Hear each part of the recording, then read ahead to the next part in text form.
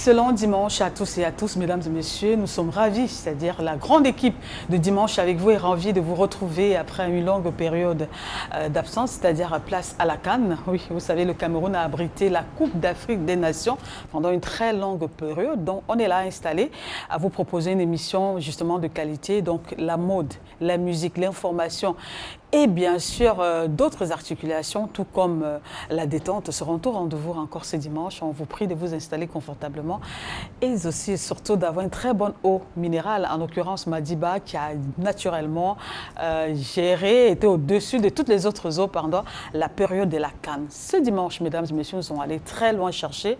On a survolé l'Afrique, vous savez, on reste dans le continent, on reste avec la CAN, on a survolé l'Afrique, on a atterri, on s'est arrêté dans un pays aussi hospitalier comme le Sénégal. Et là, nous avons retrouvé une perle rare qui nous fait l'honneur ce dimanche d'être là pour partager son expérience, pour partager également sa gestion en ce qui concerne la mode, mais aussi et surtout son amitié pour le Cameroun qu'elle aime tant. Pourquoi ne pas saluer comme il se doit ou alors accueillir comme il se doit sur ce plateau ce dimanche encore, mesdames et messieurs, celle-là qui, avec ses doigts, fait des choses extraordinaires, magnifiques, qui utilise le ciseau, qui manie le ciseau à sa guise pour pouvoir gagner sa vie aujourd'hui et encourager les jeunes et surtout rendre encore plus belles les femmes. Tiane Diaye, c'est son nom, elle est là et avec beaucoup de marques, elle a beaucoup de marques à son actif, mais je préfère m'arrêter sur Jour J. Elle va nous expliquer, elle va nous donner quelques détails dans cette autre édition de Dimanche avec vous. Bon dimanche à vous et bienvenue à Dimanche avec vous. Bonjour, ravie d'être sur votre plateau. Un grand plaisir d'être à Douala et un grand plaisir d'être sur votre plateau et de pouvoir partager ce dimanche avec vous. Voilà, le plaisir est vraiment partagé, comme vous le dites, c'est un honneur en même temps. Alors, ça va bien depuis que vous êtes au Cameroun? C'est vrai que ce n'est pas la première fois que vous arrivez. Vous êtes une habituée du Cameroun, on va dire quoi, la troisième fois? Oui, la troisième fois. Troisième, non. Deuxième? La quatrième. Ah, la quatrième, voilà. La quatrième fois. Ouais, Par contre, la deuxième à Douala. Voilà. Tout à fait. C'est important de le savoir. Il faut dire qu'à chaque fois, il y a toujours quelque chose qui vous amène ici. Tout à fait. Oui, on est toujours curieux de savoir qu'est-ce qui amène Tiane Diaye ici encore, Georgie, styliste, modéliste. On va rentrer dans les méandres du métier de la profession avec vous. Ça va au Sénégal? Très bien, par la grâce de Dieu, ça va très bien. Voilà. Et quand on arrive au Cameroun, qu'est-ce qu'on s'est dit? Qu'est-ce qui frappe à première vue? Selon vous, qu'est-ce qui vous a marqué la première fois que vous êtes arrivé? Je me sentais tellement à l'aise que je me disais que j'étais toujours au Sénégal. Donc ça, c'est l'hospitalité camerounaise. Et on se sent bien. Il n'y a pas trop de différence dans le comportement des personnes. Donc, on se sent chez soi. Oui, et ouais. Ça m'a beaucoup marqué. Voilà. Et la première fois, on a des appréhensions, on s'est dit quoi? Ou alors on est rassuré par les personnes qui nous invitent. C'est vrai que vous avez la chance, vous avez toujours la chance d'être bien entouré, ça on le sait. Alors on s'est dit quoi? On a des appréhensions quand on arrive, on a peur un peu? Juste la première fois, parce que quand on vient dans un pays qu'on ne connaît pas, pour une première fois, il y a toujours des appréhensions. Mais dès que c'est fait, et qu'on s'est mis à l'aise, c'est fini. La prochaine fois, il n'y a plus rien. C'est comme si on allait dans une autre ville de son pays. Donc, à peu près, c'est ça. C'est comme si je ne sors pas du Sénégal. C'est un peu loin, c'est vrai. Mais je me sens agréablement bien. Ok, qu'est-ce qui vous a frappé donc au Cameroun la première fois que vous êtes arrivé? Du point de vue, il y a plusieurs choses qui m'ont frappé. Le climat? Le climat, le relief. Le relief. On est un peu vers l'équateur. Donc, et puis les reliefs sont parfois, quand on se met à se promener avec la route, de Douala à Yaoundé par route, on voit les reliefs parfois un peu accidentés. Tout ça, c'est magnifique. Le paysage est magnifique. Donc, c'est des choses qui m'ont marqué. J'ai même amené quelques plantes rares que j'ai ramenées à Dakar Vous vous rendez compte? Donc, ça veut dire que déjà, on se sent à l'aise, on se sent à l'aise. Après, ce qui m'a marqué, c'est surtout l'hospitalité des Camerounais. Et puis, vous êtes agréable. Oh là là. Ah, c'est pas pour nous flatter là? Du tout. Sinon, je ne serais pas revenue. Hein? Ah oui. Sinon, il n'y aurait pas eu Tout une à deuxième fait. fois, une troisième fois et une quatrième Tout fois. à fait, tout à fait. Maintenant. Alors, on sait que vous êtes né à Dakar. Ça, il faut Dakar, à ne tout à pas fait. confondre avec une autre ville ici au Cameroun qui s'appelle Dakar. Tout à Mais on va fait. saluer en passant toutes les populations qui nous regardent du côté du Dakar. C'est pas au Sénégal, mais c'est une ville du Cameroun. Tout à Et vous avez été d'ailleurs très surprise de savoir qu'il y Bah a oui, une ville au Cameroun qui je s'appelle... viens de l'apprendre. Et donc, il faudra qu'on fasse un jumelage hein, entre ces deux villes.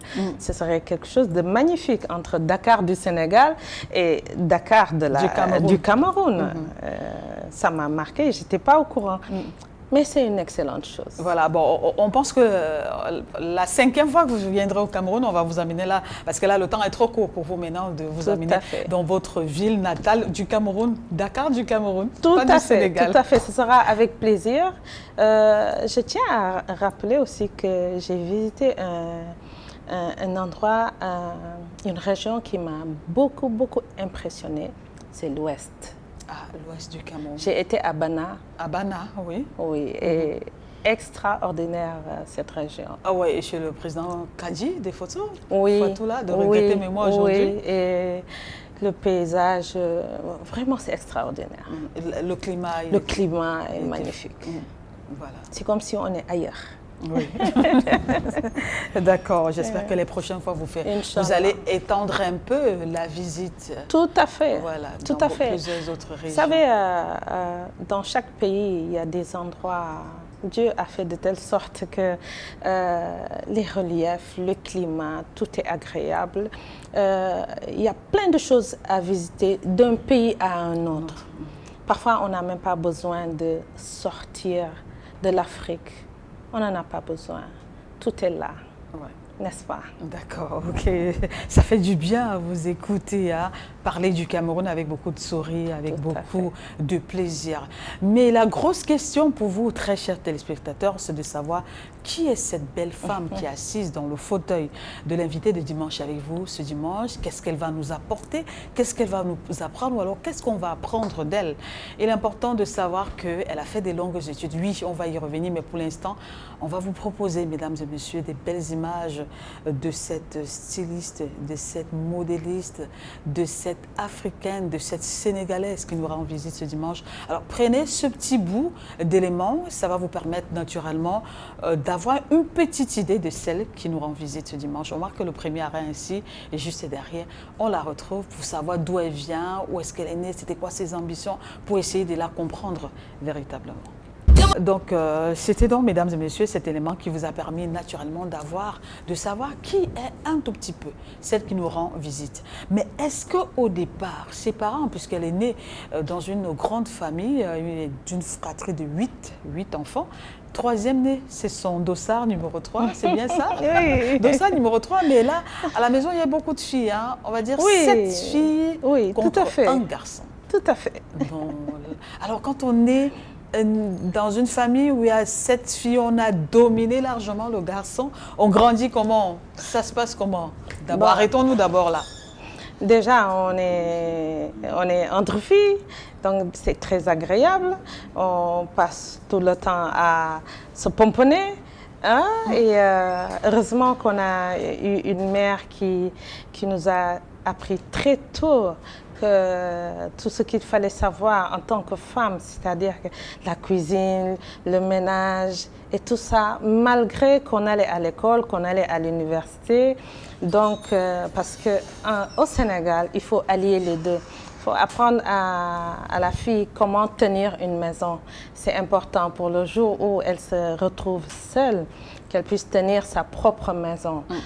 Et ça, c'est important. Même si vous avez des domestiques, ça n'a rien à voir. Une femme doit savoir tenir sa maison. Et ça s'apprend depuis le bas âge, à savoir cuisiner, tout, etc., etc. Je crois que c'est partout pareil. Oui. Au Cameroun aussi, c'est ça. Même s'il y en a qui se disent « Ah, ma fille, je ne l'ai pas éduquée pour être ménagère quelque part? Je sais que Maître Alice, comme l'avait dit, ses parents l'avaient éduquée pour être une femme intellectuelle. Et bon, c'était quand même une exception. Hein. Mais sinon, dans toute l'Afrique, on éduque les enfants à être une bonne cuisinière, à être une bonne ménagère. Ça n'a rien à voir. On a beau aller jusqu'à l'université, avoir ses diplômes, être une intellectuelle et tout, être une personne de responsabilité, ça n'a rien à voir. Dès qu'on arrive chez soi, on devient femme. Et quand on est femme, il y a des choses qui doivent être innées à faire chez une femme. Automatique, vous voulez dire? Automatique. Voilà. Dans le cas contraire, vous risquez d'avoir des invités et qu'on vous mette des plats qui ne sont pas ça. Et du coup, ça devient très Par désagréable. exemple, entre autres. Il ne faut pas tout laisser avec le personnel de la maison, non. Il faut pouvoir manager. Oui. Et la femme est la première à être manager, parce qu'elle manage la maison, n'est-ce pas? D'accord.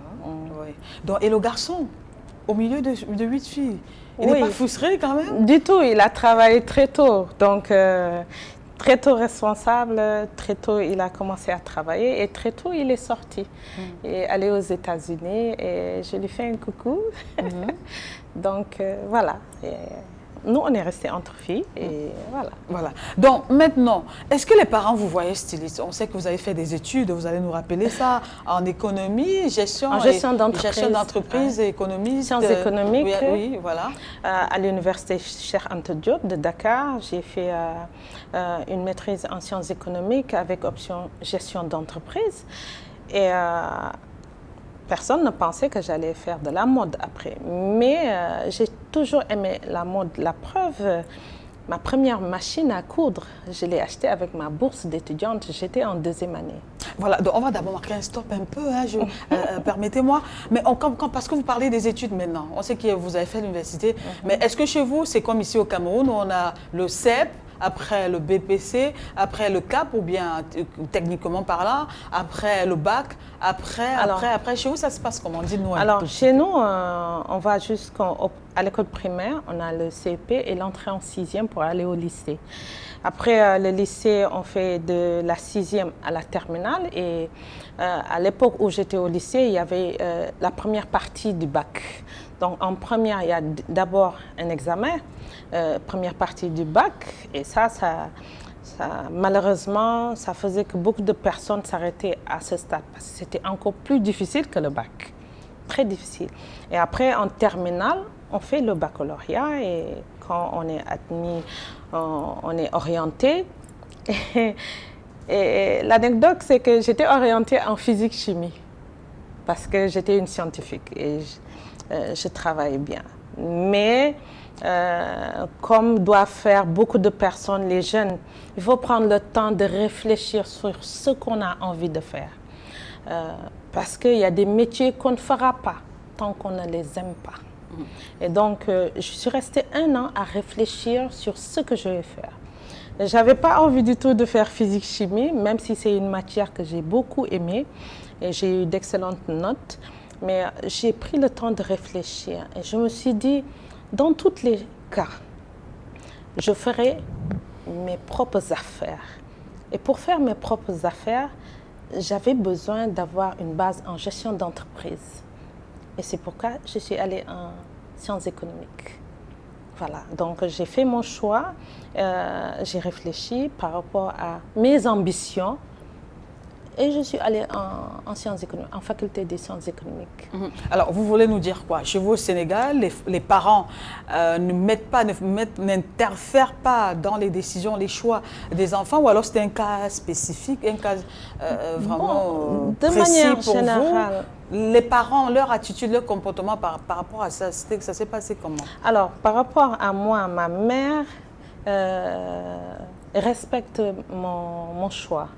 Ma mère a respecté mon choix. Ça veut dire que pour les autres sœurs, elle n'a pas respecté alors? Ah si, pour tout le monde. J'ai une sœur qui est docteur, qui est cardiologue, j'ai une autre qui fait autre chose. Donc chacune de nous fait ce qu'elle a envie de faire. Et elle respecte, ma mère, le choix de chacune de nous.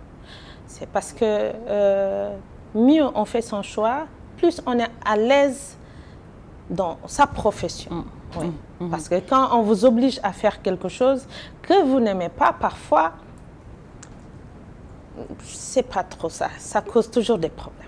Alors, pour votre cas, vous n'avez pas connu l'opposition des parents et Non. ça s'est très bien passé pour vous. Alors, le choix finalement pour vous de l'orientation vers les ciseaux, ça c'est autre chose.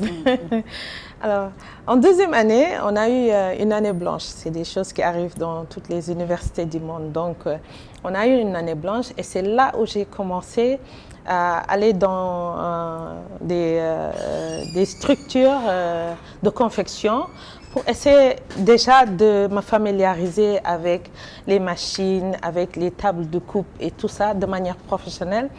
Donc, j'ai commencé à le faire. Le déclic d'année, ça s'est fait comment? Parce qu'au lieu de prendre ce chemin, vous aurez pu prendre un autre chemin, vous aurez pu.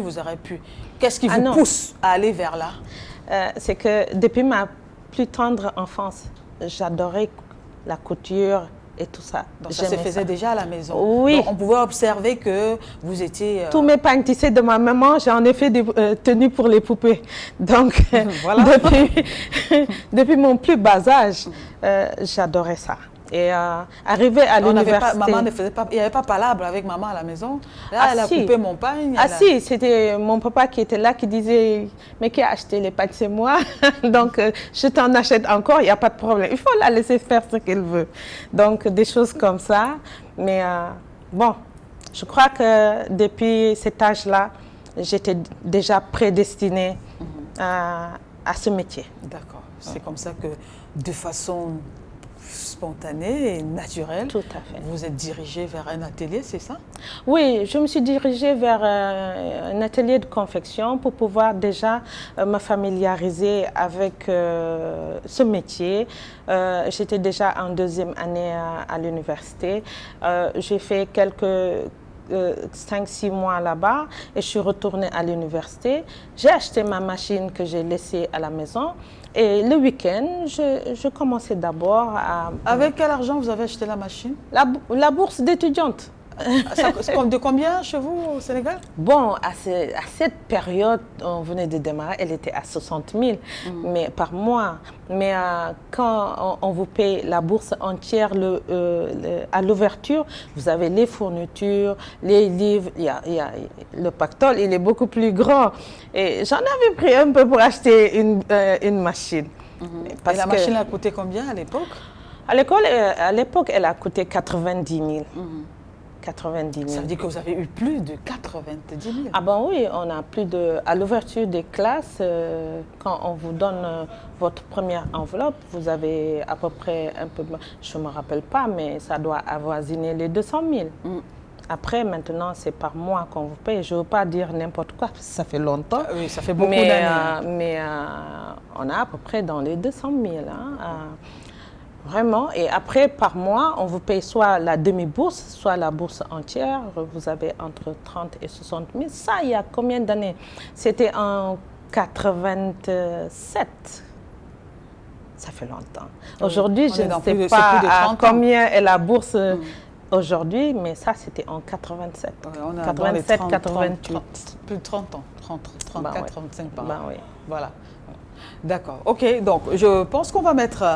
On va mettre un autre point là, on va s'arrêter là un tout petit peu pour vous proposer, mesdames et messieurs, une autre articulation qui est le 13 minutes inside. Vous savez, c'est cette rubrique-là qui vous permet de découvrir ou alors de voir, d'apprécier d'autres facettes de la personne qui nous rend visite sur le plateau, de l'invité tête d'affiche. Et cette fois-ci, mesdames et messieurs, il s'agit de cette styliste Tane Diagne qui nous rend visite. On parle également de Jouji. Elle va nous dire pourquoi l'appellation ou bien le label Jouji. Mais pour l'instant, mesdames et messieurs, voici donc le 13 minutes inside de celle qui nous rend visite ce dimanche.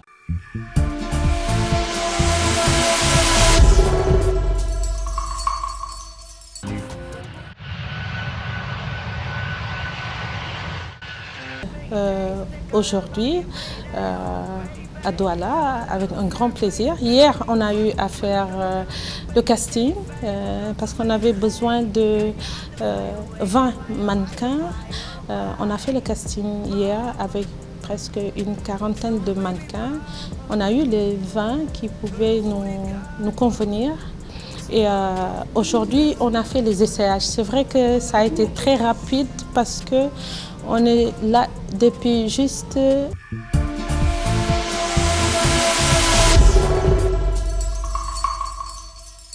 Alors, c'était beau, hein? C'était magnifique. On a aimé ce que nous avons vu. Waouh, c'est formidable. Alors, c'est de l'eau, vous pouvez vous servir, il n'y a pas de souci. Hein? C'est l'eau Madiba, désormais la boisson officielle. Très bien.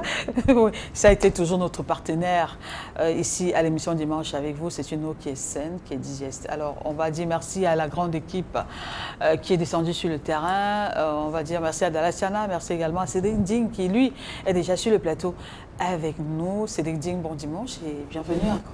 Bon dimanche Esther Maël, bonsoir. Oui, il va bien le Cédric?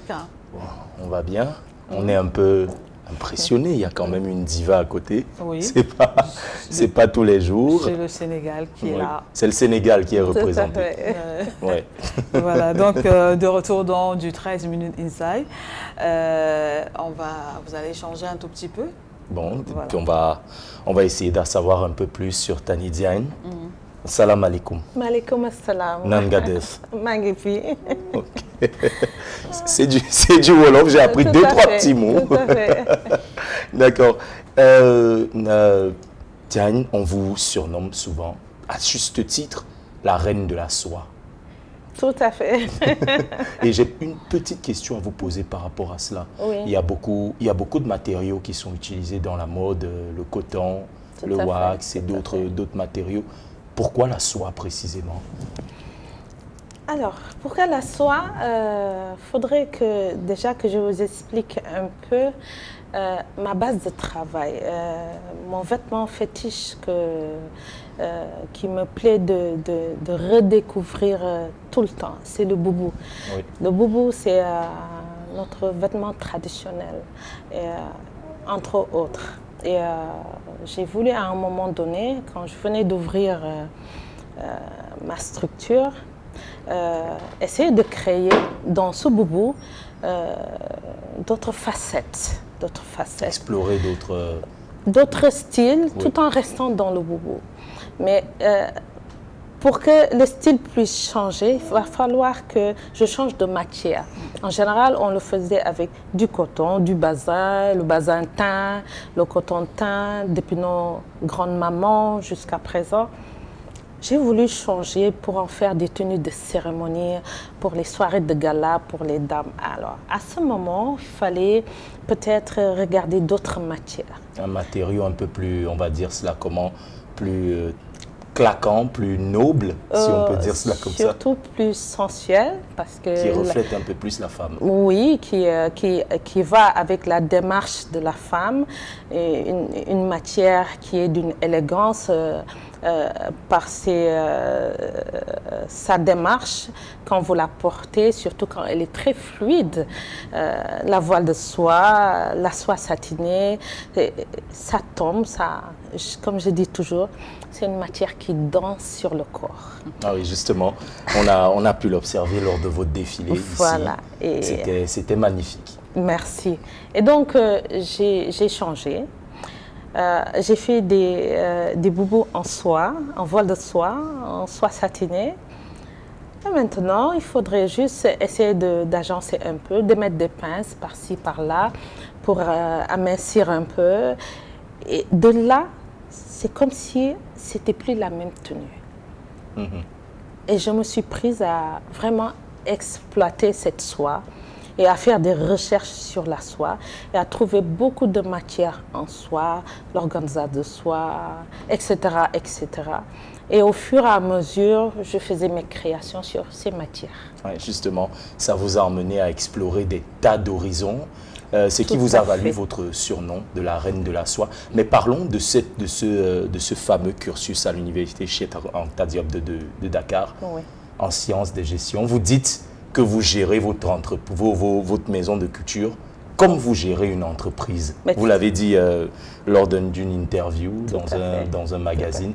À quoi ça renvoie cette phrase? C'est une société, c'est une Georgie et une SURL. Oui. Donc, je suis chef d'entreprise et j'ai un personnel. Je fais tout comme si le reste, c'est un produit qui est peut-être un peu particulier. Oui. C'est ça la différence entre d'autres produits et nous, ce qu'on fait, des habits, de belles étoffes. Mais à part ça, il n'y a aucune différence dans la gestion. C'est une entreprise qu'on gère et on a du personnel et on fait tout comme dans les autres entreprises. Il n'y a aucune différence. Ouais, justement, parfois on a besoin d'être un peu dur parfois aussi. Ouais. Le problème, c'est l'avantage, c'est que dans le cas où vous êtes juste styliste, vous êtes créateur, vous avez votre atelier et que vous vous en arrêtez là, peut-être ce qui va vous permettre de vous développer, ça va prendre du temps parce qu'il vous faudra trouver les moyens d'avoir un gestionnaire pour gérer votre structure. Si maintenant Dieu fait que vous avez cette facilité parce qu'à la base, au début, on n'avait pas les moyens d'avoir tout ce personnel, le personnel administratif, on n'avait pas ces moyens. Oui. Donc, heureusement que moi, j'avais cette base avec les diplômes universitaires. Donc, je gérais moi-même ma structure. Dans le cas contraire, on sera obligé de faire appel à quelqu'un d'autre. Oui. Justement, je vais vous poser une question qui pourrait peut-être vous titiller. Vous avez traversé beaucoup d'épreuves au cours de votre carrière. On a retenu la plus récente qui a secoué la planète mode d'Afrique, la reine de la soie, qui était aux prises d'un point de vue, on va dire cela comment, matrimonial. Est-ce que, oui, en 2021, c'était l'année dernière, c'est cela, vous avez eu beaucoup de problèmes avec votre ex-conjoint qui vous a un peu secoué. Est-ce que, à travers toutes les épreuves que vous avez rencontrées au cours de votre vie, est-ce que vous vous êtes pas dit, ça y est, j'arrête cette histoire de mode, ça m'emmène trop de désagréments, je vais passer à autre chose. Est-ce qu'il vous est pas venu à l'idée de claquer la porte et de ranger les ciseaux? À jamais. Jamais je ne ferai une chose pareille. J'adore ce métier. C'est mon gagne-pain et c'est un métier que j'adore. Je ne pourrais pas faire autre chose. Par contre, cette situation dont vous parlez m'a secouée parce que je ne suis rien d'autre qu'une personne. Mais à la limite, avec beaucoup de retenue, on ne m'a jamais vu dans les médias parler de ma vie privée. Mais avec beaucoup de retenue, et puis on est resté calme. Et on s'est dit, nous en tant que musulmans, ce qu'on se dit, c'est qu'il faudrait que du jour au lendemain, que vous soyez à l'épreuve. Une personne ne vit pas sans être à l'épreuve. Vous avez pris ça avec philosophie. Voilà. Et donc, il fallait tout faire pour dépasser cette épreuve avec dignité. Et je crois que c'est ce que je suis en train de faire jusqu'à présent. Justement. Voilà. Encore félicitations à elle pour ce courage. Je ne sais pas s'il y en aurait beaucoup qui auraient eu le courage et la même grandeur, parce qu'on n'a pas, elle l'a remarqué, elle a mentionné, on ne l'a pas vu faire beaucoup de sorties. Elle est restée posée. D'accord. Et c'est ça l'apanage des grands. Tout à fait. Voilà. C'est vrai qu'à vous écouter tous les deux, sur ce dernier sujet, on se dit, mais de quoi il parle? Ne vous en faites pas. Tout à l'heure, on va entrer dans les détails. D'accord? Alors, merci à toi, Cédric Dieng. Oui, merci également. C'était un plaisir. Je suis au milieu de deux grandes dames de la mode, quand même. Ça, il faut le rappeler. Deux grandes dames de la mode. Rien que par vos vêtements, j'ai l'impression d'être tout petit au milieu. Je n'ai pas ma place ici. D'accord. Merci, Cédric. On va te retrouver le dimanche prochain avec le même sourire et le même plaisir. Alors, très chers téléspectateurs, on va vous proposer une petite pause. Juste derrière, on va se retrouver. Après, on va me proposer des défilés. Hein. Vous savez, Tiane est venue au Cameroun. Elle a proposé un défilé de mode. C'était du côté de K Hotel, c'était à Bonanjo. Ça s'est super bien passé. Alors, Dana Chana nous propose naturellement qu'on revienne dessus, qu'on vous propose justement ces belles images qui nous sont revenues, qui ont été réalisées par Théophile Tchonke ce soir-là. Il y avait pas mal de grandes personnes, pas mal de stylistes également, qui sont venus encourager, apprécier les modèles proposés par le Sénégal. Et voilà, c'était une belle soirée. Mais avant, on va écouter une très belle musique. On va au Sénégal avec cette très belle musique, très belle ponctuation musicale. Et juste derrière, on va se retrouver pour continuer notre petite causerie. Il y aura des révélations à faire. On va vous donner également beaucoup d'autres petites informations. Musique d'abord, on danse, on souffle. Hein, Tiane? Bien sûr. D'accord, ok. On va parler du Wolof aussi après. Bon, de Viviane Chidid à l'instant, c'est une Sénégalaise, on va dire. Le Sénégal est à l'honneur aujourd'hui. Dakar, par le Dakar de Dakar au Cameroun, le Dakar du Sénégal. Mais tout ça, c'est Dakar, donc vous êtes là-dedans, voilà, aujourd'hui. On va rappeler également que vous avez habillé Viviane Chidid et qu'elle vous a fait une belle dédicace dans l'une de ses chansons. Et c'est magnifique. Donc on voit la tradition sénégalaise dans toute une chanson, dans tout un clip. Et c'est magnifique quoi. Les coiffures, les styles. Voilà. Un petit commentaire? Oui, c'est une personne que j'habille depuis 99. J'ai fait beaucoup de ces clips, j'ai habillé beaucoup, je l'ai habillé durant ces clips, dans ces grands événements, jusqu'à Paris, jusqu'aux États-Unis. Je suis toujours avec elle et c'est une sœur. Voilà. Ah. Voilà, un petit message pour elle, vous êtes au Cameroun, un petit message pour elle? Donc je lui fais un coucou et quand vous parlez de tradition, c'est important d'allier tradition, bien sûr, et modernisme, mais il ne faut pas oublier nos traditions. Oui, d'où on vient. Donc ça me plaît toujours de l'avoir porté, certaines tenues traditionnelles, un style qui met en avant la culture sénégalaise, c'est important. Voilà, d'accord. Donc on va donc continuer là où on avait mis le point tout à l'heure avant d'accueillir Cédric Digne. Donc on parlait de votre entrée justement dans la mode. Pour celles-là qui avaient fait des études économistes, dont les parents voyaient très loin dans la gestion. Alors vous entrez comme ça dans un centre pour apprendre le métier? Oui, je rentre dans une entreprise de confection. Je n'ai pas duré parce qu'après je suis retournée à l'université. Et après l'université, j'ai commencé à travailler dans une structure de la place en tant que gestionnaire. Et ça n'a rien à voir, mais 6 mois, même pas 4 mois, je ne me sentais pas. J'ai dit, je laisse tout ça tomber. Le travail derrière un bureau, c'est pas moi. Et le salaire ne suivait pas? C'était pas costaud? C'était même pas. J'étais en stage. Je venais de sortir. Mais c'était pas gratuit avec quand même des indemnités? Bien sûr. Mais déjà, je me disais que ce que je dois gagner par mois derrière un bureau. C'est un stage pré-emploi. Je peux le gagner en un jour, quand je serai dans mes propres affaires. Donc il y avait une voix qui vous parlait, qui vous disait ça? Bon, je le ressentais dans mon fort intérieur. Donc je ne suis pas restée. Et j'ai ouvert mon atelier. Ça a été très dur parce que j'ai ouvert mon atelier. Et quand on part, on dit quoi? On dit quand même au revoir à ces gens qui vous ont ouvert la porte? Oui, en fait, c'était un stage. On décide un matin? Non, du tout. On n'ose pas. C'était un stage de 3 mois qu'on devait renouveler. Et au moment où on m'a demandé si je voulais le renouveler, j'ai dit non.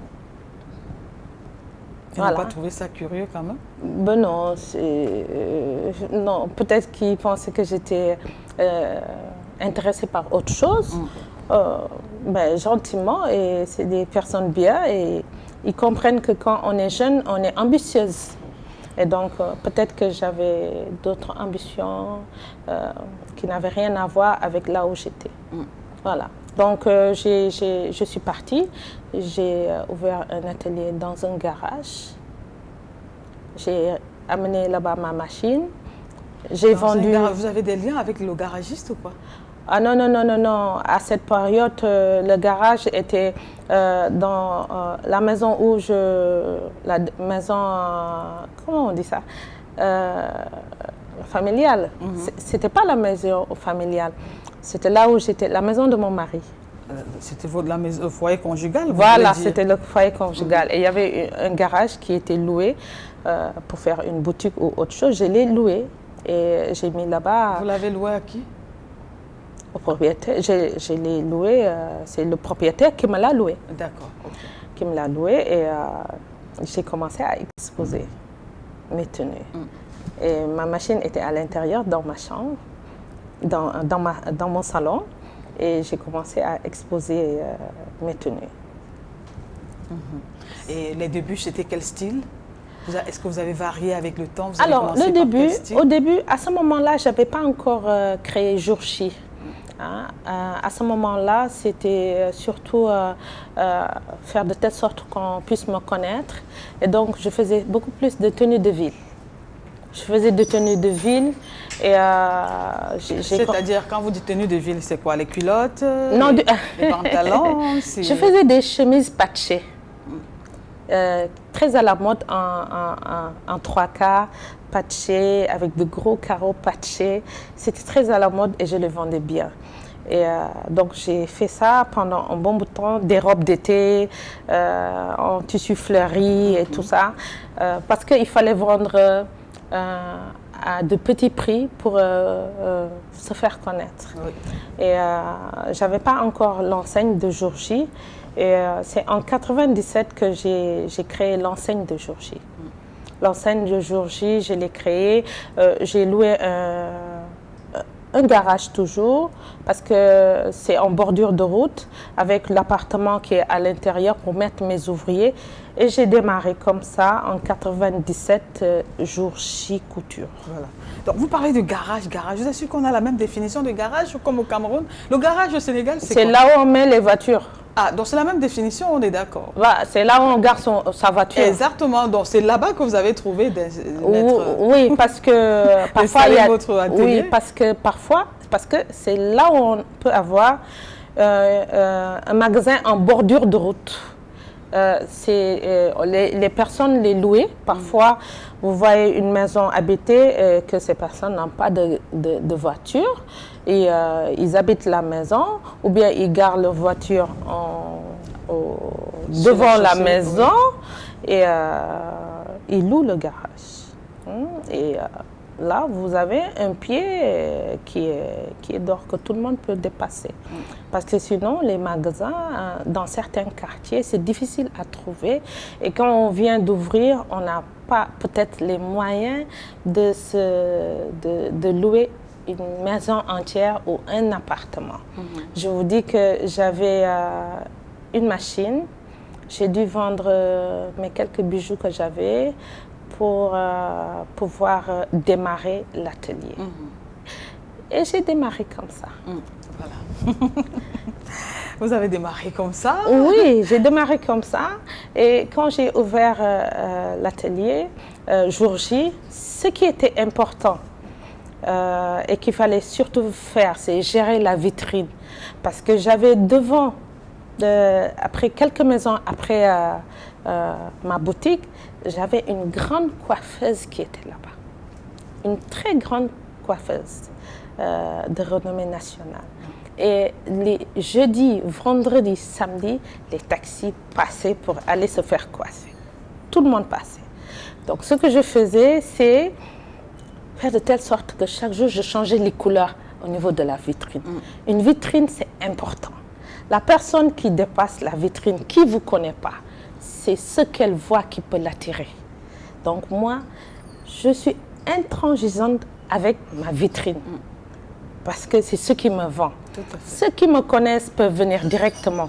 Mais ceux qui ne me connaissent pas, c'est parfois en dépassant la vitrine, on dit « Oh, c'est quoi ça ?» et on s'arrête. Donc c'est important de bien soigner sa vitrine.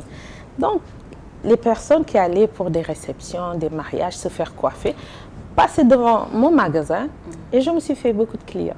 Oh là là, d'accord. Et vous avez dit merci à cette coiffeuse Ah oui, elle m'a même amené des stars de la chanson. C'est pas Viviane, elle m'a amené une autre grande star de la chanson à cette époque. Donc j'ai commencé à habiller les stars. J'en ai habillé beaucoup de stars au Sénégal parce que je faisais beaucoup de perlage à la main. Et sur de la guipure, c'était pas juste la soie que je faisais. Je faisais tout ce qui était des matières perler pour les grands événements. Donc, je faisais tout ça. Et j'avais des coupes très, très, très prisées. Et les gens venaient. Voilà. D'accord, vous allez nous dire, écoutez quoi votre secret, qu'est-ce que vous mettez, qu'est-ce qui a fait la différence, parce que vous n'êtes pas la seule au Sénégal, qu'est-ce qui a fait la différence, qu'est-ce qui est ce truc, comme on dit au Cameroun, qui a fait la différence juste après. Donc on va prendre, mesdames et messieurs, à l'instant, la rubrique Le meilleur de la télévision, le MTV. Donc c'est cette rubrique-là que j'appelle la rubrique rattrapage pour les personnes qui n'ont pas pu en semaine regarder les différentes éditions du journal. Donc vous avez la possibilité tous les dimanches de vous rattraper à Dimanche avec vous à travers cette rubrique. On y va avec le concours de la réalisation. Juste après, on va continuer notre petite causerie. Je vous rappelle également qu'on a encore 2 chansons du Sénégal que nous allons vous proposer également. Elle va nous parler de Wolof avant de partir de ce plateau. Donc on propose le meilleur de la télévision et on se retrouve juste après. Le soleil n'a pas encore pointé ses premiers rayons dans le ciel de Douala ce vendredi matin. Que déjà l'équipe de Radio Equinox est présente au parcours Vita, aux côtés des sportifs. Equinox étant la chaîne du peuple, nous avons estimé qu'il était très très important d'accompagner les encadreurs du parcours Vita sur cette initiative. Ils nous ont exprimé le besoin et comme nous nous rapprochons toujours du jour au lendemain de nos auditeurs, de nos téléspectateurs, on a fait ce mouvement qui est appelé ici au parcours Vendredi Show pour galvaniser les sportifs et apporter notre soutien à tous les sportifs. Voici les 4 mousquetaires qui font perdre le sommeil aux populations de la région de l'Ouest du Cameroun depuis quelques années. Les victimes ne se comptent plus. Ces hors-la-loi viennent d'être extirpés de la société grâce au sang ligné de la police. Ce gang spécialisé dans les vols aggravés avec port illégal d'armes à feu et d'armes blanches. Ces hors-la-loi ont été donc neutralisés grâce à l'exploitation d'un renseignement digne de foi. Et je puis vous dire que le groupe que vous avez pu constater là, opérait dans presque toutes les villes de la région, la ville de Bafoussam, de Bandoun, de Baham, de Mbouda, et ainsi de suite.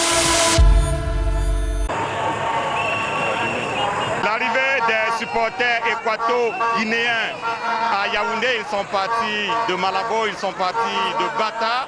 Ils sont arrivés à Yaoundé pour soutenir le Zalan national qui va rencontrer les Lions, la Teranga du Sénégal dans le cadre des quarts de finale de la CAN 2021. Ce sont des supporters du Zalan national gonflés à bloc, tout comme les joueurs. Vous êtes confiants pour le match de tout à l'heure? Oui, je suis très confiant à mon équipe parce que mon équipe, c'est une équipe très grande, très forte. On va gagner le général 2-0 aujourd'hui. Vous êtes le président des supporters équato-guinéens. Dites-nous comment vous avez préparé la rencontre. Vous allez faire du bruit dans les gradins tout à l'heure.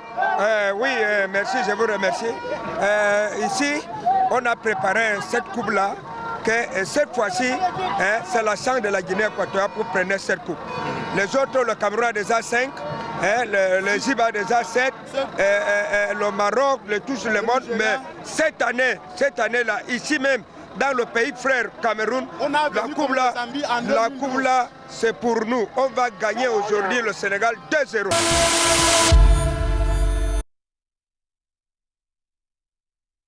Nous sommes de retour, mesdames et messieurs, et merci donc à tout le service de l'information des Equinox Télévision qui travaille dur au quotidien pour vous proposer des informations de qualité. Alors, on va avoir l'avis de notre invité, Tiané Diagne, par rapport à ces éléments que nous venons de vous proposer. Donc, vous savez, l'actualité, qu'est-ce qui vous a marqué naturellement en termes d'actualité cette semaine qui s'achève aujourd'hui? Oh ben, cette semaine, c'est la CAN.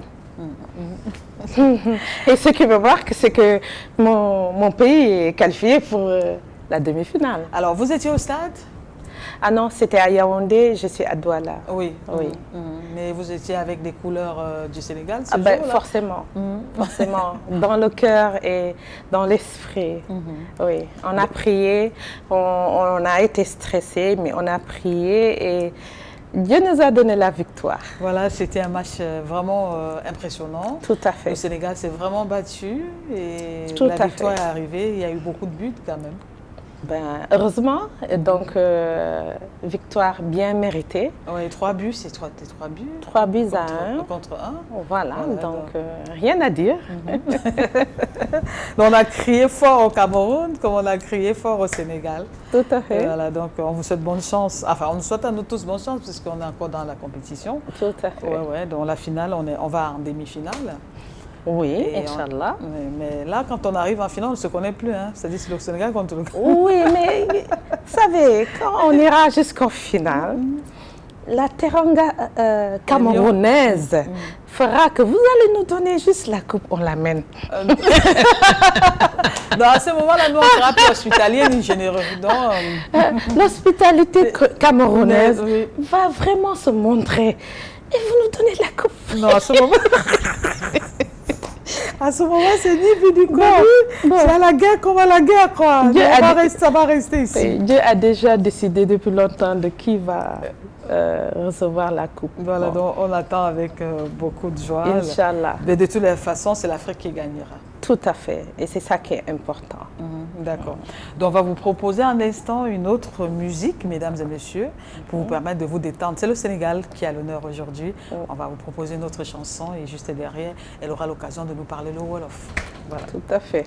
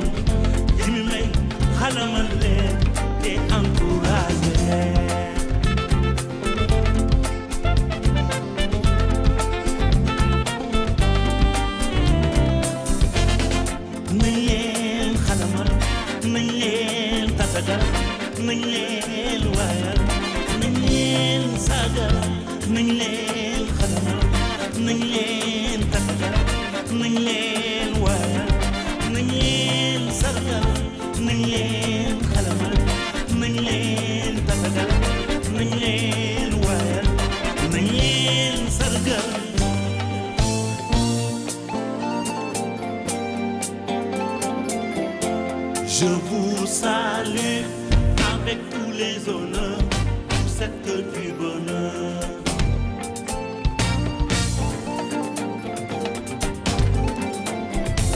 Ces fans de valeur qui m'attendent pour des heures, je vous ai dans mon cœur.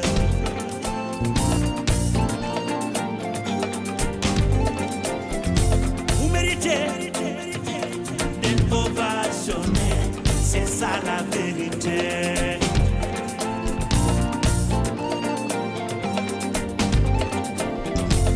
Vous êtes toujours là, quoi qu'il puisse arriver, nous sommes aux oreilles.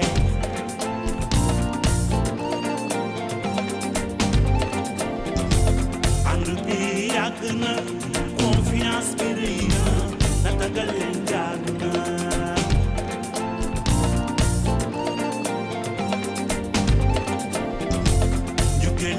war na fu ne ndax bare ngeen ñu dem wër àdduna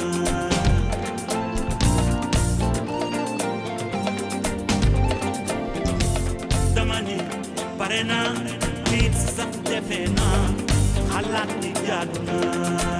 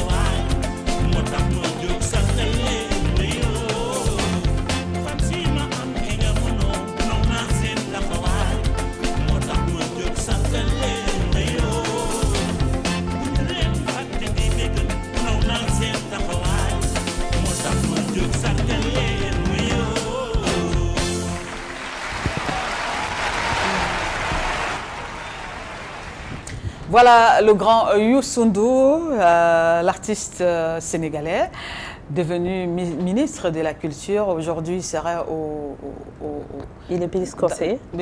Ministre conseiller, tout à fait. Toujours au gouvernement. Tout donc, à fait. Voilà, donc ça fait une fierté pour le continent tout à fait. africain. Donc Youssou Ndour qui est très aimé, très adulé au Cameroun. Un petit commentaire pour lui?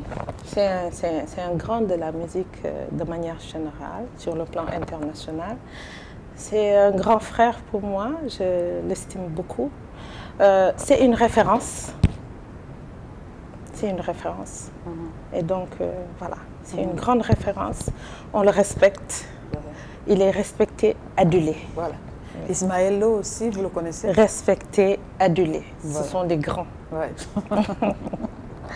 Voilà, donc il faut remettre à César ce qui appartient à César. Tout à fait. Donc ils connaissent leur domaine, ils ont appris, ils se sont humiliés, ils ont respecté les uns et les autres et ils sont là où ils sont aujourd'hui. Tout à fait. Donc Youssou Ndour qu'on salue comme ça au passage. Comment on dit bonjour chez vous? On dit, comme on dit partout dans le monde musulman, Assalamu alaikum wa rahmatullah. Maintenant, la manière simple en Wolof, c'est de dire Nangadef. Nangadef. Mais on dit Assalamu alaikum. Et Nangadef, ça veut dire quoi? Comment tu vas? Ah, comment tu vas? Et on répond Magnifique. Magnifique. Il n'y a pas de français là-dedans. Magnifique. Magnifique. Moi, je vais bien, je suis là, je vais bien. Oui, donc c'est une langue nationale chez vous, le Wolof? Oui, c'est une langue nationale. Donc tout le monde parle cette langue là-bas? Normalement, mais il y a d'autres langues aussi. Il y a d'autres langues. Maintenant, c'est une langue qui est officielle. Oui. Donc, qui réunit tout le monde. C'est ça? Autour du Wolof, beaucoup de gens parlent Wolof. Beaucoup de régions, on parle Wolof, même s'ils ont d'autres langues. Il y a beaucoup de langues nationales au Sénégal, mais le Wolof est au devant de la scène. D'accord. Bon, maintenant, on sait qu'il y a des Sénégalais au Cameroun qui nous regardent ce dimanche. Alors, on va parler en Wolof, on va s'adresser à toutes ces populations du Cameroun et du Sénégal, parce qu'Equinox Télévision est regardée partout, même au Sénégal. Donc, vous regardez votre caméra principale et vous leur envoyez un message. Assalamu alaikum wa rahmatullah. Samay mbokk waa Sénégal yi nekk fii Cameroun ak ña toog Sénégal maa ngi leen di nuyu ku ci nekk ci sa tur ak ci sa sant di kontaan lool ci ñëw ci dëkk bi di leen ñaanal jàmm di leen ñaanal salaam di ñaan yàlla subhanahu wa taala mu defal leen jàmm defal ñu ñun ñëpp ñu dellu ci suñuy dëkk fekk fa jàmm kontaan lool ci li ma toog fii ak samay mbokk waa Cameroun te xam ne tamit ñoom tamit rafetlu naa lool niñ ma accueillir ni nga xamante ne ñu ngi ma koy toppatoo te lépp nag moom mooy Afrique. Voilà. Jërëjëf. Magnifique. Voilà, ça fait du bien, hein. C'est beau à entendre, à écouter. Hein. Merci. Ah, ça va, comme ça, on dirait une autre musicale. Hein. J'ai pris du plaisir à écouter, même si j'ai rien compris. Oui. Mais je sais que ce pas des mots méchants quand même. Non, j'ai dit, je les ai salués, que ça me faisait plaisir d'être là, que je prie pour que tout le monde soit en paix, que tout le monde soit en paix ici et au Sénégal. Je dis que je suis très contente de la manière dont mes sœurs et frères camerounais s'occupent de moi et que vraiment vous êtes des personnes bien et que tout ça c'est l'Afrique. Voilà. Voilà, merci beaucoup. C'est dit en Wolof. Oui. Waouh, c'est très belle. Hein? Moi, je me suis... On va redire ça encore vers la fin de l'émission. C'est trop beau, c'est très magnifique. Voilà. Donc, on va parler maintenant de vos différentes marques. Jour J, par exemple. Oui. Alors, Jour J, c'est... Pourquoi Jour J déjà? Jour J. Ah.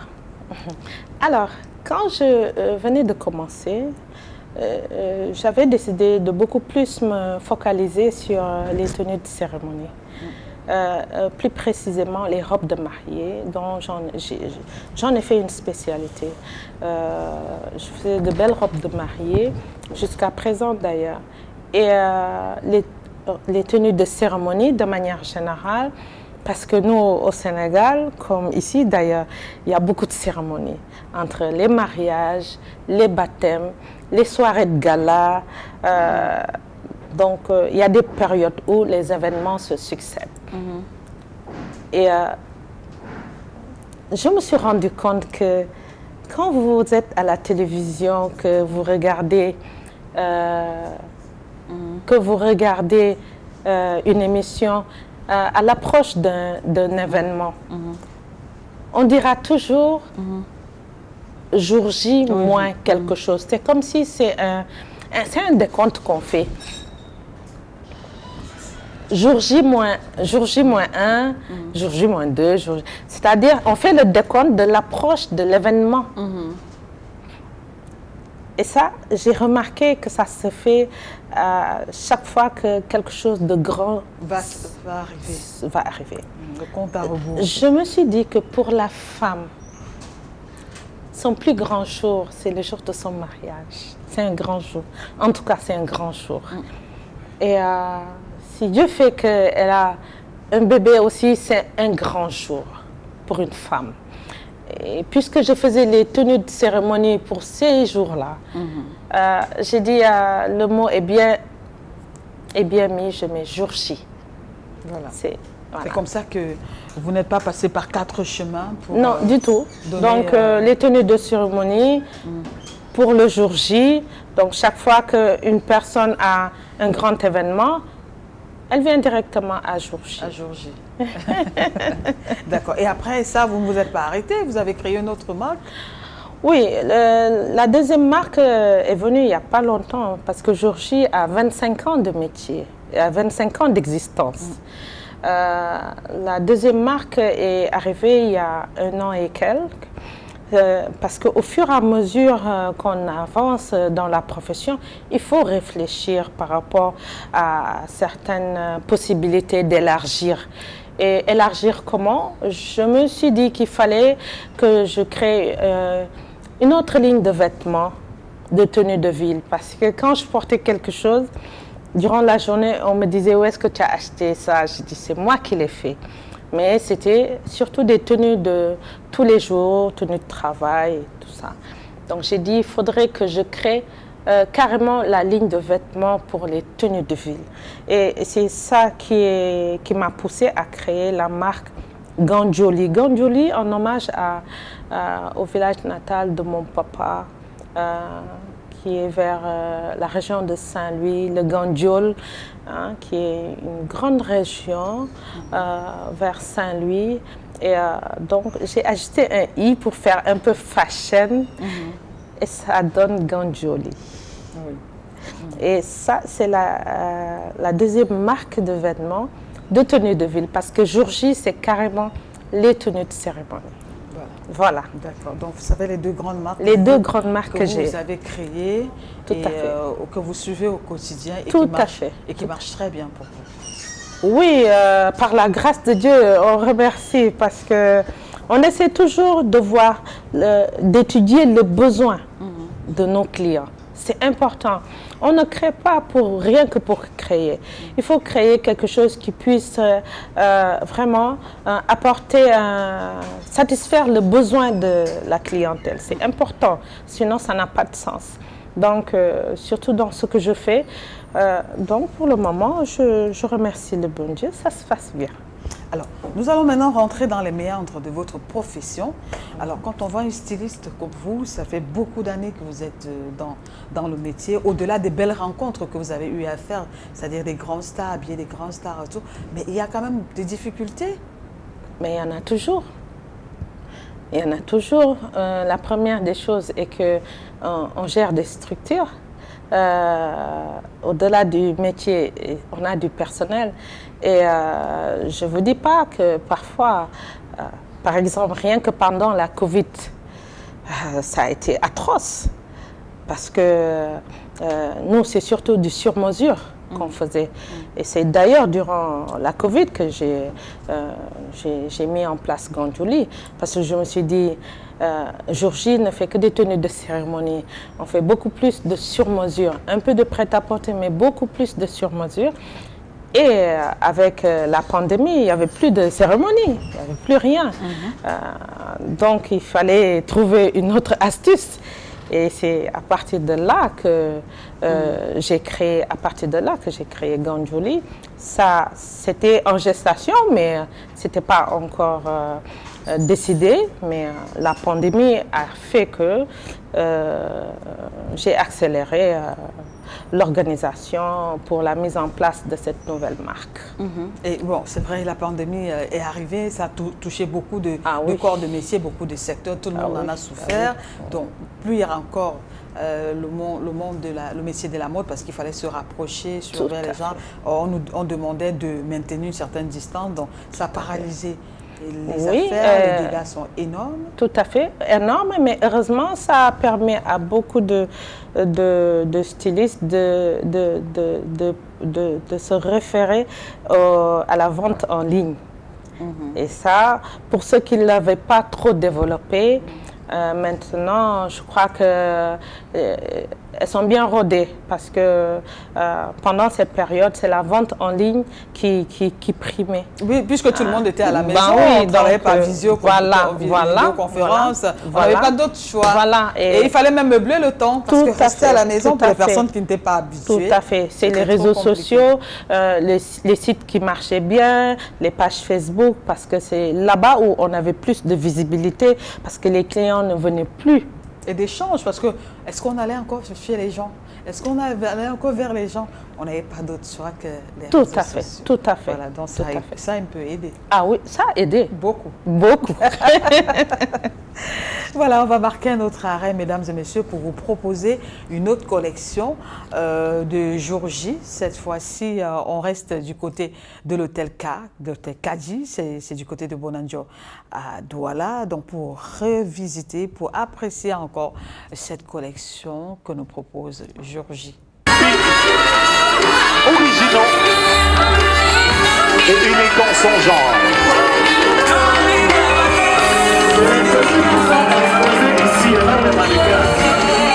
Les représentants pour ce soir, passez-vous comment et vous serez servis. C'est pour toutes les bourses. C'est de la qualité. Regardez comment elles sont belles dans ces tenues. Vous aussi, votre qualité.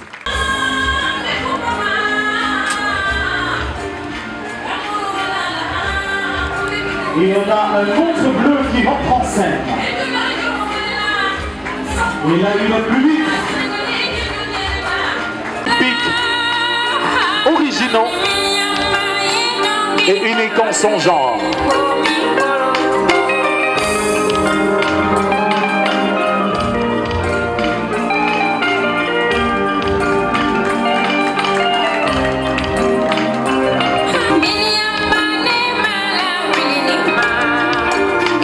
Avec des super motifs au niveau du bassin.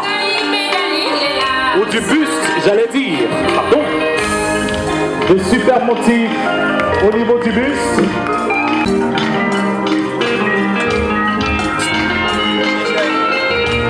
C'est une collection Jour J 2020. l'entrée.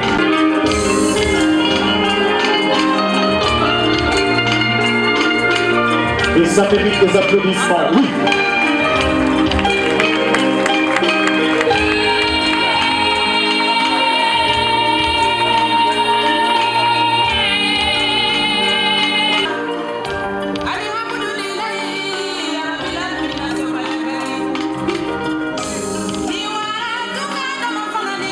Et dans ce modèle, on a plus de la dentelle qui est mise en valeur.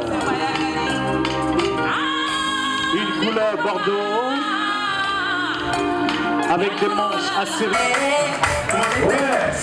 Et la collage chaleureuse à Mme Nicole Grady qui a pensé à cet événement. C'est vous,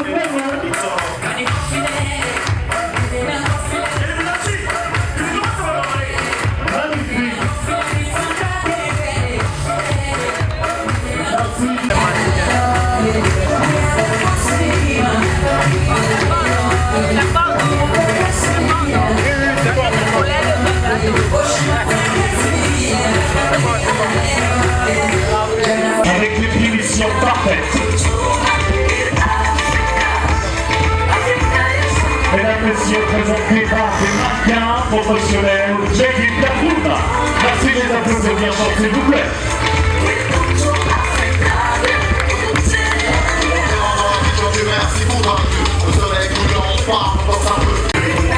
Signé Tiens les Tiens, mesdames et messieurs. La fille représentée sous cette Sénégal. C'est mon occupation, dans ma pavillon, je me suis fait mon opinion. Tu peux pas me louper dans ma chaloupe, oui, par mon toupet, décalé, coupé, plonge dans le ici vous avez il faut pas être pressé, c'est ça parler en français.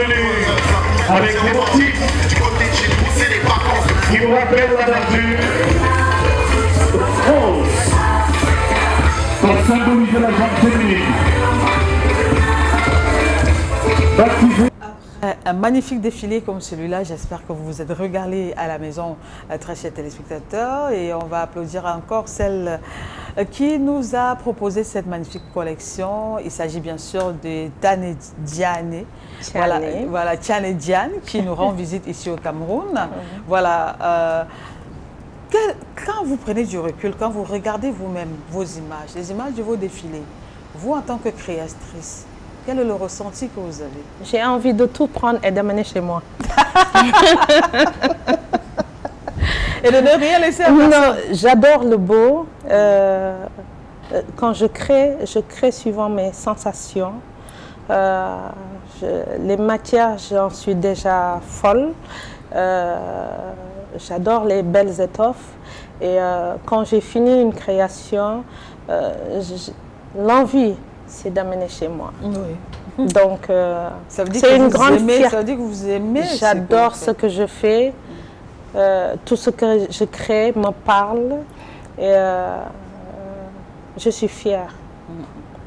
Quand les modèles défilent, c'est une grande fierté. Et vous êtes arrivé des fois de pleurer après un défilé de mode, pleurer de joie, bien entendu. Oui, c'est pas pleurer, c'est que c'est surtout j'ai du baume au cœur. C'est pas comment, c'est pas quelque chose qu'on explique. C'est une sensation qu'on peut pas expliquer. C'est-à-dire que c'est une fierté, mais surtout c'est le travail bien accompli. Un travail bien accompli, on attend le retour. Quand les gens apprécient, on se dit que d'accord, dans ce cas, tout est bien. Donc c'est une fierté, un mélange de fierté, quelque chose qui vous pousse à aller de l'avant. C'est surtout ça. Voilà. Quand on est une femme et qu'on est appelé à voyager, aller dans des pays en pays, proposer ses collections, dans votre domaine, est-ce qu'il n'y a pas de jalousie? Est-ce qu'il n'y a pas de crise? Est-ce que sur le plan des affaires? De jalousie, non. Vous savez, au Sénégal, on a l'adage qui dit, et je crois que c'est partout, hein, tout le monde le dit, quand vous allez au marché, que vous trouvez les vendeuses de poissons alignés, chacun rentre le soir avec ce qui lui est dû. Et pourtant, les vendeuses, elles sont alignées côte à côte. Chacune rentrera avec ce qu'elle doit avoir. Donc, il n'y a pas de jalousie dans la mesure où on a des styles différents, on a un public différent, et puis voilà, chacun sa chance. Est-ce que vous avez connu des couacs des fois lors d'une présentation d'un défilé? Des choses désagréables qui vous sont arrivées, des imprévus? Ça arrive dans tous les métiers, parfois, vous allez dans un événement où peut-être les mannequins qu'on vous donne, c'est pas trop ça. Parfois, vous êtes... les accessoires qui vont avec, vous avez des manquements qui sont dus peut-être à votre personnel, des oublis, il y a plein de choses qui peuvent se passer. C'est pourquoi quand on va à un événement, il faut bien s'organiser, avoir une équipe de professionnels, et ça c'est au fur et à mesure de ces petites erreurs qu'on rencontre, qu'on forge. Qu'on se forge, qu'on s'organise pour que les prochains événements soient bien réussis. Donc c'est de l'expérience qu'on accumule entre le début où on est allé comme ça et que tout vous tombe sur la tête, et quand maintenant vous préparez tout ce qui doit se faire en amont comme en aval, ça c'est autre chose, mais ça c'est de l'expérience. C'est au fur et à mesure de votre parcours que cette expérience se forge. Il arrive qu'on va dans des événements où peut-être on ne connaissait pas le pays, la température n'est pas trop ça, on est un peu déphasé et tout ça, mais il faut s'y faire. Donc il y a beaucoup de couacs. Même au Sénégal, il arrive des événements où il y a quelques couacs, mais c'était surtout au début. Actuellement, les grands événements qui se font à Dakar sont très professionnels parce que c'est organisé par de grands professionnels de la mode, et donc en général, ça se passe bien. Il y a eu des moments de joie aussi? Toujours des moments de joie. Lesquels, les moments d'extase, si on peut le dire? Alors, c'est des moments où on vous a nominé meilleure styliste de l'année, on vous a nominé meilleure créatrice de l'année, on vous a nominé comme dans le cadre des Nations Unies, ou dans le top 10 j'ai été nominée Woman in Business Award, j'étais dans le top 10, c'était à Genève. Ça, c'est quelque chose qui me reste jusqu'à présent. C'est une grande fierté. J'étais la seule au niveau de l'Afrique de l'Ouest. C'était en 2014. Et ça, c'était une fierté. Sur le plan professionnel, en rapport avec ma qualité de chef d'entreprise, c'était une récompense qui m'est allée droit au cœur et qui me conforte dans ma position de vouloir toujours aller de l'avant et de vouloir toujours augmenter la qualité professionnelle de ce que je fais. Voilà. Alors, vous êtes une femme, mais alors une très belle femme. Alors, on parle souvent des difficultés de la femme, là-dedans on met aussi le harcèlement sexuel. Alors, Diane, parlez-nous de ce pan-là. Bon, dans votre corps de métier, il y a des organisateurs de spectacles qui vous invitent. Au départ, peut-être vous avez cru que c'était une simple invitation et après ça dégénère. Est-ce que vous avez connu ce genre de choses? Parlez-nous un peu de ce côté-là. Bon, moi, personnellement, je n'en ai pas connu. Dans la mesure où, quand je sors pour aller défiler dans un autre pays, c'est un protocole qu'on signe. Et il faut que tout soit clair. On ne me fait pas lever comme ça et que je pars comme ça sans que tout ne soit bien écrit, bien signé. Donc ça fait que ceux qui veulent vous inviter pour une organisation qui n'est pas sérieuse ne vous donneront pas un papier bien clair, bien signé, parce que dans ces cas, avant même d'arriver à l'hôtel, j'avise mon ambassade. Moi, c'est ça que je fais quand je sors. Ou vraiment, je connais les autorités qui sont au niveau de ce pays, mais j'essaie toujours d'aviser des autorités quand je vais dans un autre pays. Maintenant, le reste, c'est la personnalité de la styliste. Vous savez, il y en a qui sont prêts à tout pour se faire connaître, comme on dit maintenant, faire le buzz. Non, c'est pas ça. On est des stylistes, on fait notre travail. C'est un métier noble qu'on fait le reste du temps. Nous sommes des femmes et il faut se faire respecter. Voilà. Il faut se faire respecter. Voilà. Dans le même registre, après un défilé comme ça, il y a toujours des... Vous appelez toujours des regards. Il y a toujours des gens qui restent comme ça en admiration. Est-ce que quelqu'un n'est jamais venu toquer à votre chambre, mais madame, genre, on vous a suivi juste après? On ne m'a jamais suivi, vous savez, mais on m'a envoyé des félicitations. Ça, c'est tout à fait normal. Il faut faire la part des choses. Des fleurs aussi, des hommes qui vous envoient des fleurs aussi après.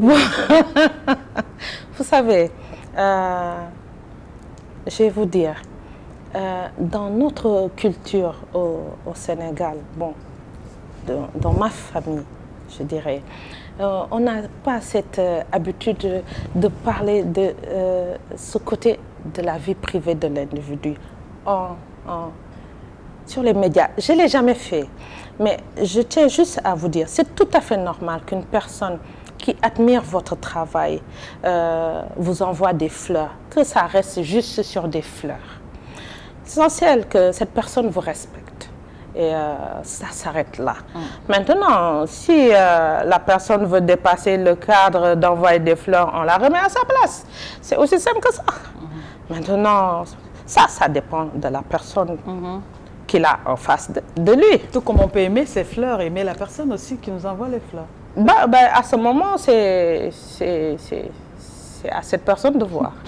En tout cas, moi, j'ai presque, pendant tout le temps où je suis restée styliste, j'ai presque tout le temps été mariée. Il y a eu des rares fois où aussi je suis restée célibataire. Et avec mon métier, je me suis toujours fait respecter. Vous savez, ça, c'est... je ne sais pas, c'est inné en la personne. Il faut se faire respecter en tant que femme. Ça, je ne badine pas avec ça. Parce que sinon, on devient comme... J'aime pas une vulgaire personne. En tout cas. Voilà. Vous allez nous parler de la famille Kadi tout à l'heure, mais on reste un peu dans le registre un peu coquin là. Alors, bon, on sait que vous vous faites respecter, vous êtes une grande... Mais Cédric Ding parlait tout à l'heure là d'une histoire qui a fait le buzz sur la toile. Alors, on sait que vous êtes... c'était une histoire de divorce quand même. Oui, c'était une histoire de divorce. Ouais. C'était une histoire de divorce. Oui, bon, vous savez... Bon, parlez-nous d'abord de la famille Kadi, on va revenir après. La famille Kadi, vous la connaissez comment? Par mes modèles, mes tenues qu'elles ont appréciées et qu'en premier, elles ont commandé à distance. C'était lors d'un grand mariage qu'ils organisaient et après, ils m'ont commandé et j'ai fait la collection, j'ai envoyé les tenues et ils ont apprécié. Et à partir de là est entrée une relation qui, d'année en année, s'est vraiment consolidée. Oui, en famille, c'est devenu la famille. Voilà. Pathéo, vous le connaissez? Le grand Pathéo, c'est mon grand frère. Le grand Pathéo que je connais très bien, que j'estime, que j'adule. C'est un grand dans notre métier. En Afrique, il fait partie des monuments dans le domaine de la mode. Et je le salue amplement avec respect. Voilà. Oui. Alpha Dy, vous le connaissez également? Je le connais, mais par exemple, on n'a pas peut-être l'affinité comme l'affinité que j'ai avec Patéo, je le connais beaucoup mieux. Alpha Dy, on s'est vu peut-être 2 ou 3 fois lors d'événements, mais on ne se connaît pas trop bien. Oui, il y a des grands noms de la couture de la mode africaine, comme Gilles Touré. Je ne sais pas si vous le connaissez, vous le connaissez Gilles Touré aussi, je le connais. Mais vous savez, dans le milieu de la mode, il y a des gens que vous côtoyez beaucoup plus et d'autres peut-être que vous côtoyez moins. Mais on a, que ce soit Alpha Dy, que ce soit Gilles Touré, on a eu à défiler ensemble à Seravision. Ici à Yaoundé, avec le Yaoundé Fashion Week, qui s'est fait durant le salon de l'entreprise. J'étais invitée par Black Giraffe. Et après, on a défilé plusieurs fois ensemble à Dakar, Seravision, organisé par ma grande sœur Colé Ardo. Et je crois que j'ai défilé aussi avec eux à Abidjan. Voilà. Il y a aussi des grands noms au Cameroun de stylisme.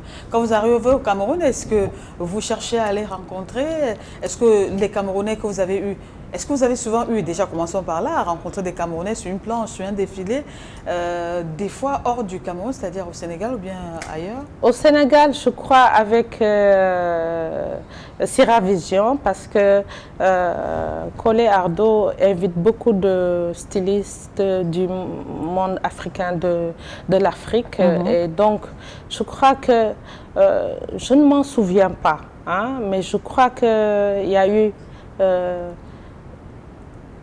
1 ou 2 Camerounais avec qui j'ai défilé, je crois bien. Ça fait longtemps. Ça fait longtemps. On a des grands noms aussi au Cameroun. On a des noms John. On a John qui... C'est vrai qui est basé au Cameroun, qui fait aussi beaucoup de grands jours. On a eu Dieman à l'époque, qui malheureusement est parti de regretter mémoire. On a Esterella, ce sont des Camerounais qui portent la mode camerounaise. On a aussi des organisateurs de spectacles, des soirées de mode, tout comme Grégoire Puelet, qu'on a eu à recevoir sur ce plateau, qui était lui aussi au hôtel, tout comme moi, à la soirée, à la grande soirée. Donc, ils sont nombreux. Mais est-ce que vous, quand vous arrivez au Cameroun, vous cherchez quand même à les rencontrer? Est-ce que vous avez déjà pensé à avoir une séance de travail pour pouvoir fusionner aussi? C'est-à-dire, on a du Sénégal, on a un peu du Cameroun, ça vous traverse l'esprit. Est-ce que vous avez déjà pensé à un projet pareil? Pas encore, à vrai dire, parce que j'arrive au Cameroun, j'ai un événement, je cours, je prépare l'événement, comme ça s'est passé cette fois-ci. C'était arrivé mercredi, casting jeudi, vendredi matin essayage, vendredi soir défilé. Vous voyez, donc c'est un peu serré.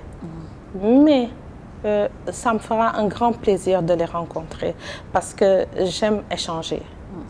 Et c'est important. Et ça me fera un grand plaisir de pouvoir les rencontrer.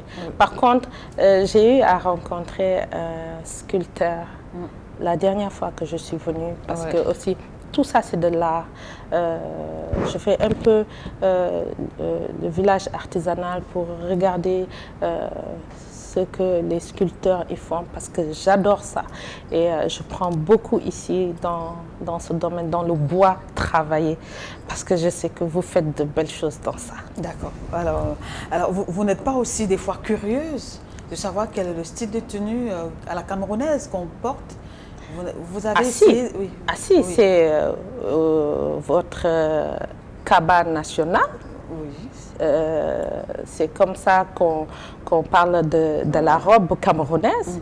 Jusqu'au Sénégal, cette robe camerounaise a une grande notoriété au Sénégal.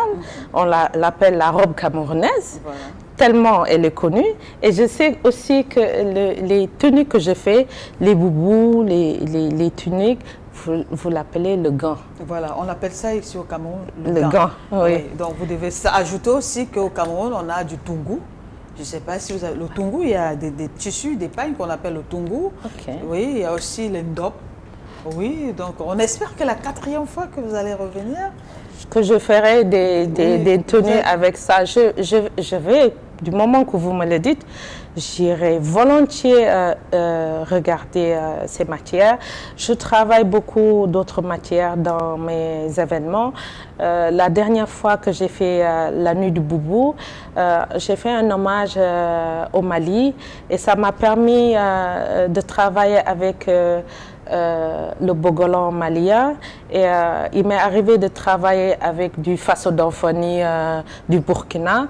Donc vous en faites pas, le pagne ivoirien je travaille avec. Je vais de ce pas demander quand est-ce qu'on va m'amener voir ces matières dont vous parlez. D'accord, voilà, merci. C'est de l'expérience et on a besoin du tout. L'Afrique regorge de matières premières. Nous, on en a besoin. Ces matières, ça nous permet d'affiner nos créations et on en a besoin. Donc, toujours rechercher ce qui est nouveau, c'est important. Voilà, d'accord. Alors, ça va nous permettre, bien sûr, mesdames et messieurs, de prendre une autre respiration musicale, de vous proposer un autre clip cette fois-ci, toujours avec le concours de la réalisation d'Alastiana Okomonde. Juste après, on va rentrer dans les préférences, les goûts de notre invité de ce jour.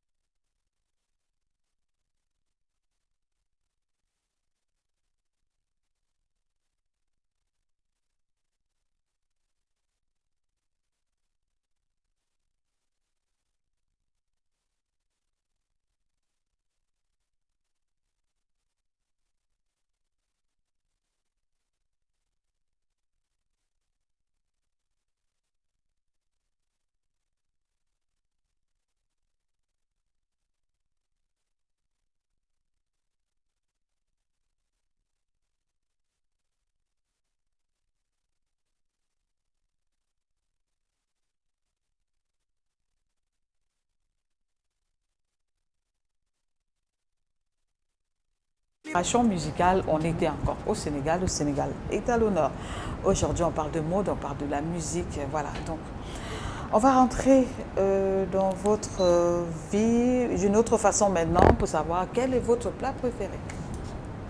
Mon plat préféré, au milieu des multiples plats qu'on a au Sénégal, c'est du tchéboudian, mais c'est pas le riz rouge, c'est le riz au poisson blanc. Blanc. Et il y a du buggage, c'est des herbes vertes qu'on fait bouillir et qu'on broie pour en faire une pâte à part. Et après, il y a, je ne sais pas comment on appelle le nettetou. Ils vont me dire, les Sénégalais qui sont au Cameroun, comment on appelle le nettetou. Donc, on en fait une pâte marron et voilà. Ça accompagne le riz au poisson, mais il est blanc, il n'a pas de tomate. L'autre riz national, c'est le tchéboudian, avec qui est rouge. Oui. Là, c'est le tchébouer. Voilà. C'est ça votre plat préféré? Oui, j'adore. Mais à côté de ça, au Cameroun, on a les plats sénégalais qui se sont imposés. Hein. Et les Camerounais en raffolent. Le riz sénégalais, par exemple. C'est ça. Voilà, c'est du riz, des riz comme des brisures de riz, avec du poisson. Ça peut être du thon, ça peut être peu importe, avec du manioc en tubercule. Il y en a, puis oui, qui rajoutent du manioc en tubercule. Oui. En tout cas, avec un peu de tomate. Oui, c'est ça. Ça s'appelle le thieboudienne. Voilà, d'accord. Et on a raffole. Il y a ce riz-là qui est vraiment très célèbre au Cameroun. Tout à fait. Et très aimé aussi. Il est très bon. Il y a aussi du lait. Je ne sais pas si au Sénégal, mais même on en fait. Il y a ce qu'on appelle le lait caillé. Oui, le lait caillé, on fait des plats avec. On a le lard. On fait un bouillon de mil et après on met le lait caillé à côté. Après on a les tchakris. À ce moment, non, vous en faites pas. Je vous invite au Sénégal. À la source, quoi. Tout à fait. Oui, d'accord. Tout à fait. S'il n'y a pas de souci, on viendra. D'accord. Donc, à côté, est-ce que vous êtes une femme, je veux dire quoi, jalouse, comme on dit souvent, possessive, en amour? Vous êtes ce genre de femme? Alors, non, pas possessive. Jalouse. Mais la jalousie, il faut la doser. Quand on aime... Il faut l'adorer. La doser. Ah, il faut doser. Il faut doser. Quand on aime, il faut doser. Quand on aime, oui. Sûrement, on est jalouse. Sincèrement, quand on aime, la femme qui n'est pas jalouse n'aime pas. À mon avis, quand on aime, on est jaloux. Seulement, il faut doser. Parce que sinon, quand ça prend le dessous, le dessus, vous gâtez votre vie. Voilà. Donc, il faut faire attention en jalousie, c'est ce que vous voulez dire. Il ne faut pas la mauvaise jalousie qui va se transformer en poison. C'est ça que vous mettez dans doser. Et il y a une chanson de Tchala Moana. Oui. Ça fait longtemps. Oui. Qui m'est congolaise. Oui, qui m'est restée. Laquelle? Cicatrice d'amour? Elle dit l'homme c'est comme le lit de l'hôpital. Oui. Qui accueille tous les malades. Oui, c'est Amina. Amina, le titre de la chanson, c'est Amina. Amina, serre-moi la main. Tout à fait. Donc, si tu m'en viens à Malota, le monde c'est comme ça. Tout à fait. C'est toi, demain c'est moi. Amina, moi je m'en fous. Je le savais depuis longtemps. L'homme c'est comme le lit de l'hôpital. Il reçoit tous les malades. Quand tu es là, c'est toi. Quand je suis là, c'est moi. Et puis terminé. Et puis terminé. Et comme ça, parce que chez nous, il y a la polygamie. Oui, au Cameroun aussi. Alors, la polygamie, si tu veux que quand ton mari il quitte chez toi, tu veux savoir tout ce qu'il fait dehors, chez les autres épouses, tu vas te gâcher la vie. Donc moi, je me dis, dès qu'il franchit ma porte, il est à moi. Dès qu'il sort de la maison, je m'en occupe plus. Est-ce que c'est aussi facile? Il faut le faire. Si on ne peut pas, on essaie. Parce que je vous assure, dans le cas contraire, vous vous bousillez la vie. Voilà. Est-ce que ça vaut la peine? De se bousiller la vie pour quelqu'un d'autre? Est-ce que ça vaut la peine? C'est la grosse question. Oui. Ça ne vaut pas la peine. Et vous avez répondu, ça ne vaut pas la peine. Parce qu'après, demain, il ira sûrement chercher une autre. Oui. Pendant ce temps, c'est votre famille qui va être... Qui va en pâtir. Oui. Alors, est-ce que les hommes... Au Cameroun, on dit très souvent qu'il n'y a pas d'hommes fidèles. Mais au Sénégal, c'est pareil, les hommes ne sont pas fidèles. Même s'il y en a au Cameroun, ils ne sont pas tous mauvais, hein, ça je le dis. J'en connais qui sont vraiment fidèles. Voilà. Je ne saurais dire. Comme on dit, je passe. Je ne saurais dire. Mais les femmes, elles sont fidèles à leurs maris. Ah non, nous, on est liés par la religion. Qui fait que dès qu'on est marié, et même quand on n'est pas marié, on se doit de rester sage. Et quand on est marié aussi, on se doit de rester avec son mari. On n'a pas le droit dans la religion, pour une femme, de même écouter, encore moins regarder ailleurs. On n'a pas ce droit. Voilà. Vous ne pouvez pas donner l'infidélité de l'homme? Par contre, l'homme infidèle, c'est quoi? Ça veut dire que l'homme, il a une femme. Il a le droit d'aller voir une autre femme pour pouvoir l'épouser. On n'épouse pas une femme au téléphone. Non. Donc, du moment qu'on lui permet d'avoir 4 femmes, on doit le laisser. S'il a besoin d'aller voir une autre femme parce qu'il a l'intention de l'épouser, c'est tout à fait normal. Voilà, donc chez eux, c'est normal. Pour les hommes. Maintenant, il faudrait qu'on sache... qu'est-ce qu'ils font? Voilà. Alors, Tiani, est-ce que vous avez des regrets Par rapport à quoi? Dans votre métier? Non, non, je regrette rien. Je remercie le bon Dieu, je regrette rien dans la mesure où j'ai fait un métier qui me plaît, que j'adore. Et tout ce qui arrive dans la vie, il faut se dire que c'est ça la vie. La vie est faite de beaux moments et parfois de difficultés et il faut gérer. D'accord. Merci beaucoup. Merci beaucoup à vous, Tiané Diagne, de nous avoir rendu visite. Vous n'êtes pas venu seul, vous êtes parti du Sénégal avec une équipe de 3 personnes. Oui, avec une équipe de 3 personnes, un mannequin professionnel, celui qui est chargé de mon backstage, qui est directeur artistique, et puis celui qui est chargé de ma communication. Papiste, on a Papiste, il m'a donné le nom. Papiste Ndiaye. Oui. Papisco, voilà. Et Anastou. Nastou et Badara. Voilà, oui, tout à fait. Ils sont adorables. Hein? Merci, voilà. merci. Merci beaucoup à vous. C'est moi. Comment dire au revoir en Wolof? Oh là là. Comment dire au revoir? Beben yon. Allez, merci de nous avoir honorés de votre présence sur ce plateau. Merci à vous, mesdames et messieurs, d'avoir été des nôtres. Encore, émission réalisée par Dallas Tiana à ses côtés Sélectionna. On va dire merci également à tous ceux qui nous ont rendu visite aussi aujourd'hui en termes de cadrage. Il y a Warren Z2, et ils sont nombreux, j'en oublie certainement, à la diffusion. Merci beaucoup. Prochain rendez-vous, c'est le dimanche prochain lorsqu'il sera 14h. Les programmes se poursuivent chez Equinox Télévision. Au revoir.